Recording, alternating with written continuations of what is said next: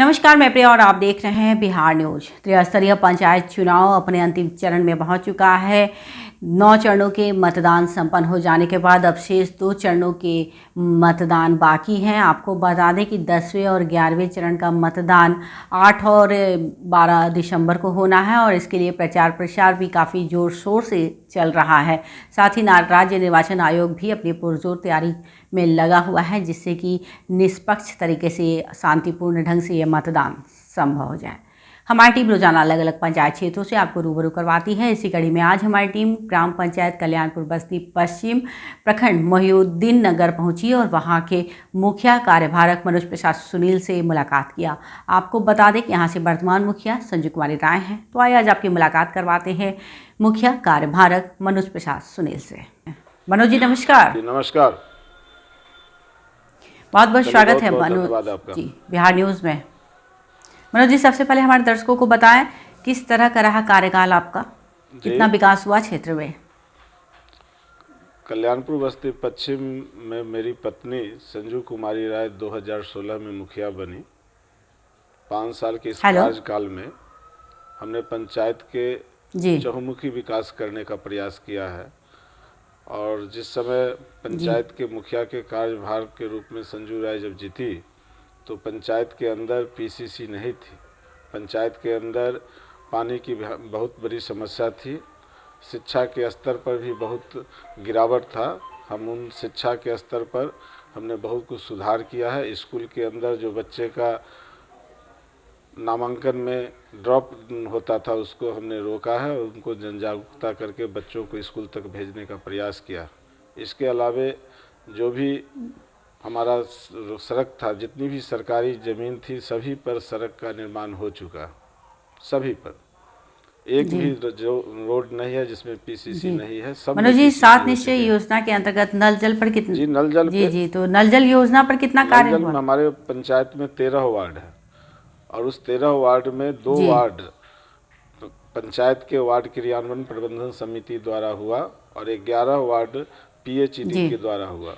मैं कह सकता हूं कि जो वार्ड क्रियान्वयन प्रबंधन समिति के द्वारा जो कार्य कराया गया 100% लोगों के घर पर पानी पहुंचाने का काम हमने किया है। जो पीएचईडी के द्वारा हुआ है उसमें भी 80% लोगों के पास पानी पहुंची है। अभी भी 20% लोगों के पास पानी नहीं पहुंची है और इस संदर्भ में हम ग्राम सभा के माध्यम से जो छूटे हुए लोग हैं उनके बारे में प्रशासन को अवगत कराए हैं। जो जिला प्रशासन को भी अवगत कराया है कि जो छूटे हुए परिवार हैं उनको भी पीएचईडी के माध्यम से जलापूर्ति किया जाए। लेकिन अगर इन टोटल देखें तो हमारे पंचायत के अंदर 90% लोगों के पास नल का जल का पानी पहुंच चुकी है। जी और पीसीसी के अंतर्गत मुखिया जी कितना कार्य हुआ है? जितनी भी सोलिंग पहले थी वो तमाम सोलिंग पे पीसीसी हो गया। इसके अलावे नई पीसीसी भी करके जो मुख्यमंत्री 7 निश्चय योजना के तहत नली गली पक्कीकरण योजना के तहत जितने भी सड़कें थी जो पगडंडी थी, जहां भी जमीन उपलब्ध हुई उन जमीनों पर सड़क का निर्माण पीसीसी की ढलाई हुई है। जी मनोज जी, इस वक्त आपके यहाँ चिकित्सा की क्या व्यवस्था है? स्वास्थ्य केंद्र है या नहीं? पंचायत में एक स्वास्थ्य उपकेंद्र है। जी तो वहाँ पर एएनएम आती हैं रेगुलरली, इलाज की क्या व्यवस्था है? आती हैं, लेकिन ये तो सरकार के ऊंचे स्तर की चीज़ है। चूँकि एक एएनएम कई उप स्वास्थ्य केंद्र की प्रभारी हैं और इसलिए उनको जितना समय देना चाहिए वो नहीं दे पाती हैं। फिर भी जो हम अपने पंचायत में उनका साप्ताहिक जो आना होता है उसमें हम लोग कोशिश करते हैं कि लोगों को बेहतर चिकित्सा उपलब्ध हो और इसके लिए जो बच्चों का टीकाकरण है इसको हम समय समय पर हम लोगों ने मॉनिटरिंग किया है और उस आधार पर स्वास्थ्य उपकेंद्र हमारे यहाँ चल रहा है। ज़रूरत है कि स्वास्थ्य उपकेंद्र में स्टाफ बेड बढ़ाने का हम सरकार से आग्रह भी करेंगे कि उसमें डॉक्टर की संख्या बढ़े ताकि गांव के अंदर बेहतर चिकित्सा सुविधा लोगों को उपलब्ध हो सके। जी मनोज जी, आपके यहाँ प्रधानमंत्री आवास योजना की क्या स्थिति है? उसके अंतर्गत कितने लोगों को लाभ मिला? वर्ष 2016 में जो ग्राम सभा के पास प्रखंड के द्वारा जो लिस्ट आई थी, उस लिस्ट जो पूर्व की लिस्ट बनी हुई है जी। और उस लिस्ट के मुताबिक जो स्क्रूटनी करके प्रखंड ने 390 लोगों का सूची हम लोगों के पास दिया। उस 390 लोगों में 100% मैं कह सकता हूं कि 10-12 ऐसे लोग हैं जिनको अभी तक भुगतान नहीं हो पाया है। उसके कई कारण हैं, चुनाव आचार संहिता और दूसरे कारण, लेकिन जी 390 में 380 लोगों का पेमेंट हो चुकी है।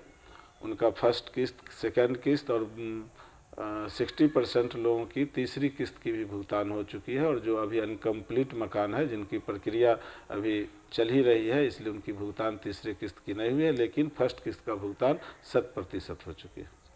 जी जी, जी। और 5 सालों में मुखिया जी राशन कार्ड कितने नए लोगों का बना आपके यहाँ? ये कोरोना के अंदर हम लोगों ने बहुत कोशिश किया जी। और मैं यहाँ के स्थानीय प्रशासन को भी धन्यवाद देंगे कि इस कोरोना काल में उन्होंने पूरी मानवता का परिचय देते हुए वैसे तमाम जो लोग छूटे हुए थे, और 374 नए राशन कार्ड बने इस कोरोना काल में। 374 पूर्व से जो मिल रहे थे वो तो था ही, इस कोरोना के काल में 374। इसके अलावे अगर पूरे 5 साल में कहिए तो नए राशन कार्ड धारी परिवारों की संख्या 400-450 के लगभग हुई। जी जी। तो अनाज का वितरण सही समय पर डीलर के द्वारा होता है लोगों को? जी, वितरण होता है। और कभी कभी जो जन वितरण प्रणाली के विक्रेता द्वारा अगर लाभुक को किसी तरह की परेशानी पैदा किया जाता है तो पंचायत अनुसंधान समिति इसका रेगुलर मॉनिटरिंग करके हम उनके नियमित वितरण पर हमने पहल किया है और उस मुताबिक उनका वितरण नियमित हो रही है। जी। मनोज जी, लोहिया स्वच्छ योजना की क्या स्थिति है? उसके अंतर्गत कितना कार्य हुआ? देखिए, हमारा जो पंचायत है वो गंगा नदी से हट के है, उत्तरी इलाका कहा जाता है। और लोहिया स्वच्छता मिशन के तहत जो शौचालय लोगों ने बहुत बनाया, खास करके गरीब दलित महादलित परिवारों में नए शौचालय इस अभियान में बनी। और इस अभियान का फायदा ये हुआ कि जन जागरूकता करके जो वैसे लोग जो पहले एक सोच था, शौचालय एक सोच से था, वो सोच था कि शौच खुले में जाना चाहिए, इस सोच को हमने हटाया है कि खुले में शौच बीमारी का कारण है, इसलिए आप शौचालय का उपयोग करें। और शौचालय इस अभियान के तहत भुगतान भी हुआ है। लगभग 1400 लोगों को शौचालय का भुगतान हुआ है। जो सरकार की योजना है 12,000 रुपये लाभुक को मदद का, उसमें उनको मिला है और लोगों ने इस अभियान में बढ़ चढ़ के हिस्सा लिया। और मुझे बहुत खुशी है कि दलित महादलित परिवार में जहां शौचालय नहीं था वहां भी लोगों ने बड़ी संख्या पर शौचालय बना के इस योजना का लाभ उठाए हैं। और केवल लाभ ही नहीं उठाए हैं बल्कि एक सोच भी बदले हैं और खुले शौच में जाने से बचकर वो शौचालय में जाना हुए, जिससे बीमारी पर भी एक तरह का कंट्रोल हुआ। जी। मनोज जी, इस बार के चुनाव में लोगों के बीच आप किस एजेंडे के साथ जा रहे हैं? मेरे पंचायत का जो पूरी भौगोलिक बनावट है ऐसा है कि किसान का इलाका है। हमारे इलाके में 2 तरह से किसान बुरी तरह प्रभावित है, जल जमाव से, और दूसरा नीलगाय जो जानवर के से जो फसल बर्बाद हो रहा है उससे काफ़ी परेशान है। और मेरी कोशिश होगी अपनी ग्राम सभा के माध्यम से सरकार से मैं आग्रह करूंगा कि जल जमाव का स्थायी निदान हो। और ये तभी होगी कि जो हमारा जमींदारी कर्पूरी बांध है उस ड्रेनेज से हमारा पानी निकासी का कनेक्शन हो, जिससे जल जमाव का कृषि के क्षेत्र से सदा के लिए उसको किसानों को मुक्ति मिले। और जो नीलगाय से जो हमारा फसल बर्बाद हो रहा है इसके लिए सरकार अपने स्तर से जो पशुपालन विभाग भी इसमें पहल करे, ताकि किसानों की लाखों रुपए की लागत पशु के चलते, नीलगाय के चलते बर्बाद होता है, उसको हम रोकने का प्रयास करें। और मनरेगा को दुरुस्त और मजबूत करें ताकि हम पलायन को रोक सकें। इसलिए जो मनरेगा के कामों में और तेजी चाहेंगे और चाहेंगे कि सरकार भी इस स्तर पर मनरेगा के अंदर आवंटन और अधिक करे ताकि हम अपने पंचायत में पलायन रोक पाए। जी। तो मनरेगा के अंतर्गत क्या क्या कार्य हुए आपके यहाँ इस वक्त? सबसे तो पहला कार्य जो अभी जो प्रकृति के अंदर जो असंतुलन है और उसके लिए वृक्षारोपण सबसे ज़्यादा ज़रूरी है। तो सबसे ज़्यादा हमने हरियाली के क्षेत्र में पर्यावरण को बेहतर करने के लिए प्लांटेशन का बेहतर काम किया। जो भी गांव की बाहर जो मुख्य सड़क थी उसके दोनों किनारे वृक्षारोपण से एक प्रकृति का संतुलन कायम करने की भी कोशिश की और अपने पंचायत के अंदर एक हरियाली पंचायत के रूप में आगे बढ़ाने की कोशिश की है। इसके अलावा नहर जो उसमें बहुत गाद बैठा हुआ करता था, नहर उराही का काम हुआ। नरेगा से जो पुरानी गड्ढे वाली पगडंडी थी उसमें मिट्टीकरण करके सोलिंग की काम हुआ है। कुछ मनरेगा से हमारे यहाँ पशु शेड बने हैं, कुछ बकरी शेड बने हैं, सोख्ता भी मनरेगा से बना है। और मनरेगा योजना से ही पंचायत में इसी कार्यकाल में मनरेगा राजीव गांधी मनरेगा भवन का भी निर्माण कराया गया।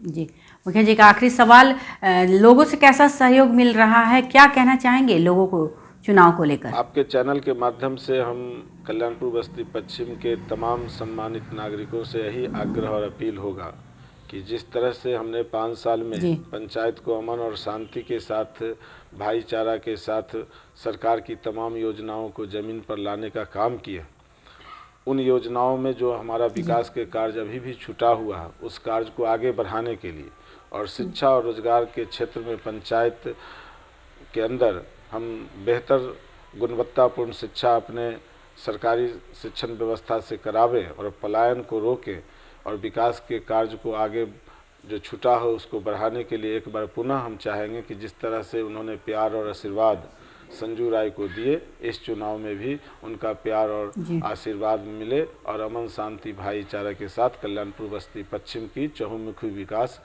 कार्य योजना पूर्ण हो और हमारा पंचायत जिला का सर्वोत्तम पंचायत बने। यही अपेक्षा अपने कल्याणपुर बस्ती पश्चिम के महान मतदाता मालिक से हम करेंगे। जी मनोज जी, बिहार न्यूज़ से बातचीत करने के लिए आपका बहुत बहुत धन्यवाद और बिहार न्यूज़ के माध्यम से आपको चुनाव की बहुत सी शुभकामनाएं। आपको भी बहुत बहुत धन्यवाद। जी धन्यवाद।